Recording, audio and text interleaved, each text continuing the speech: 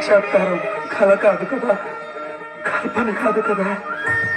ఆపద ముక్కులవాడ అన్ని భయాలను పోగొట్టే అభయ హస్తంతో, కరుణామృత ధారలు కురిపించే కటి హస్తంతో నన్ను కౌగలించుకున్నావా? నా తల్లులిద్దరికీ నిలయమైన నీ గుండెలపైకి నన్ను చేర్చుకున్నావా? నాతో పలికించుకున్న ఈ కీర్తనలకు ప్రతిఫలంగా ఇంత పెద్ద కూలి ముట్ట చెప్పావా? నా జన్మ గ్రహించింది, చరితార్థమైంది.